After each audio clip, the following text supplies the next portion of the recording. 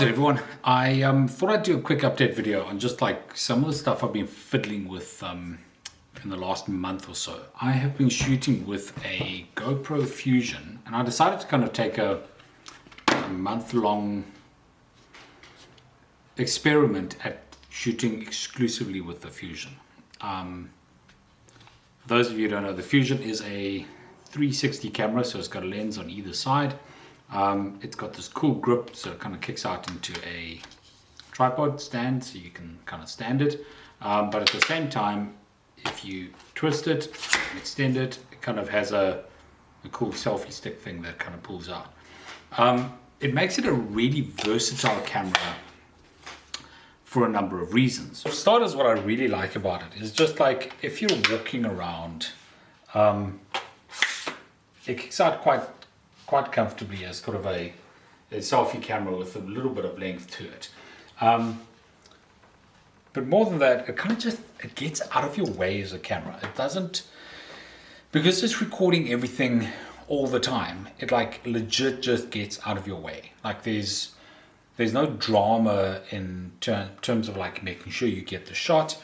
There's no drama in terms of like, is the camera pointed in the right direction? Is stuff in focus? Is the set? It's like literally you hit the record button, you hold the camera out there and you're capturing everything. But of course, like you don't want to have a 360 video every time, and like the file sizes are huge, the editing's a pain in the ass. Not that the 1080 editing isn't a pain in the ass, but the trick with this is that you can go and capture a sort of 16 by 9 1080 picture off this camera. So you're recording everything, and then in post-production you can go and decide exactly what you want that to look like. See, this is where the Fusion begins getting complicated. You're all excited now, right? You've got this thing, you're walking around, you're recording everything around you. It's fantastic. The problem is there are two SD cards on the inside of the Fusion, which is fine. I got two 128s in there at the moment. That's all fine and well. You can't put two SD cards into a computer. So you need to pull the photos or the video off separately. You have to put them in folders. There's a whole management process. And to be honest, it's a disaster on a computer. You want to be able to connect your phone to the Fusion via Wi-Fi. You can then download a video over Wi-Fi. Sounds cool, right? But then what you got to do is you're faced with a video that is basically a 360 video. They've got this cool feature called overcapture. And one of the cool things of overcapture is you can actually move the phone around and you can look at what it is that you want in the shot. So you hit the record button, there, and it begins outputting a video, and you can kind of move around and choose your angle in post-production. You then hit the stop button and it produces your video for you. This is all fine and well. This works really, really well, because as you saw there with the car, what I've done some of is like you literally have the camera, you have the Fusion in hand, you just sort of walk around with it, you stick it in the window, you pull it out, and then post-production, put this thing away. And then in post-production, you literally take your phone out and you decide where it is that you want to look. So you then have the option of actually going, kind of tracking the car in, looking at the dash, pulling it back out, looking around. Like you get all those options. It's terrific. But here's the kicker. It's still trying to export. Here's the kicker. Copying from the Fusion to the phone over Wi-Fi takes, I'd say for every minute of video, you're looking at about 3 to 4 minutes in terms of just file transfer process. That's a pain in the ass. Then you have the file on your phone. That whole follow it around, choose your angle, yeah, it actually has to play through the video. So if it takes you 5 minutes to walk around the car and then you have to track it, that's 5 minutes of actually watching the video as you go through. Then when you're happy with your edit and you're happy with the output, you might watch it one more time to make sure you got it, another 5 minutes, and then you say like process the clip. It takes another 3 to 4 minutes per minute of video to actually produce the clip and save it to your camera roll. Not because I have slow devices either. I've tried this on my iPad Pro, the 11-inch, like the latest one. This is an iPhone S. I've got a Android S10 as well. Same story. There's no difference in the time there. It's actually even worse on computer. Like on a computer, you can drag with your mouse to try and get the angles, but it's a disaster. Having the phone and using the gyro in the phone is by far the best way to do it. It's just like for every minute of video, you're looking at about 8 to 10 minutes of actual processing time. So I went on a launch recently.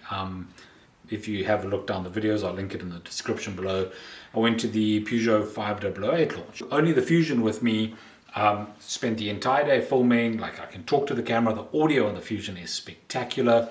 I'm kind of swinging and getting the shots I want. I'm tracking cars. Everything's very wide. Everything in focus. Everything's there. It just gives you all the shots. That video I think is about 8 minutes long. It took me the better part of about 7 hours to get all the footage off and to edit.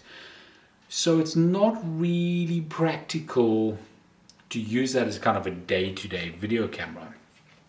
There's some really cool things you can do with it. There's a guy on Instagram actually that does some really cool stuff with his Fusion, and that works because those are like short clips. You know, you kind of go there, you film for 10, 20, 30 seconds. Sure, it takes you 5 or 10 minutes to kind of get that footage out and do cool stuff, but that's an okay investment because you go from filming the shot, you spend about 10 minutes processing, it's a short clip, so the editing process is shorter, and you can actually output video in a reasonable amount of time.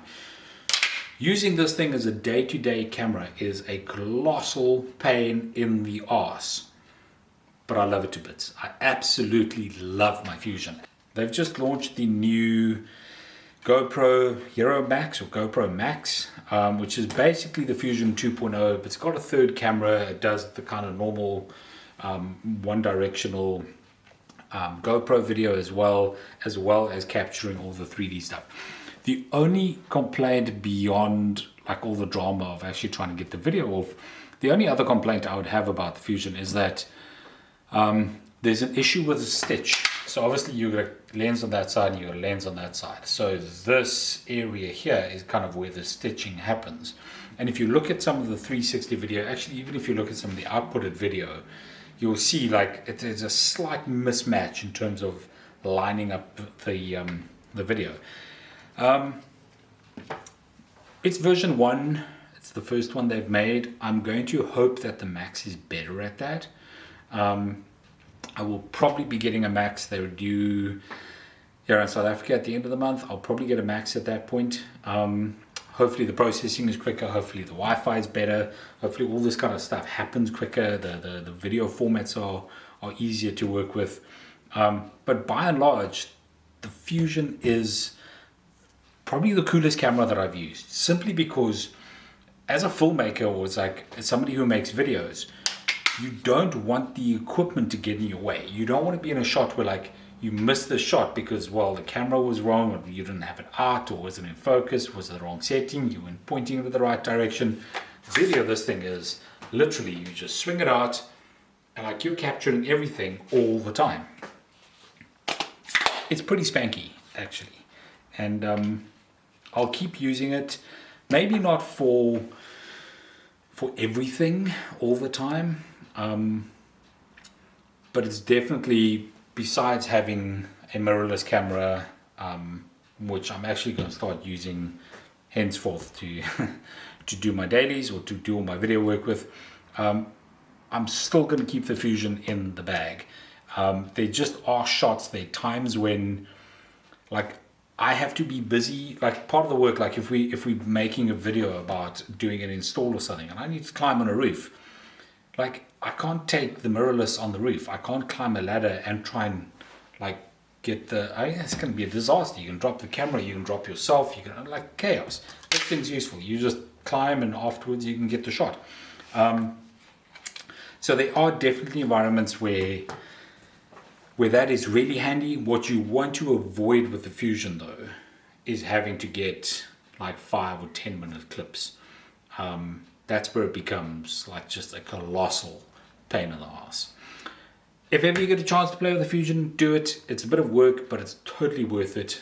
They're not very popular, so they're actually quite cheap. The Fusions at the moment are going for, I saw them in KP and Mart the other day for $6,999, which is cheaper than pretty much any other GoPro you can buy. It's an incredible camera.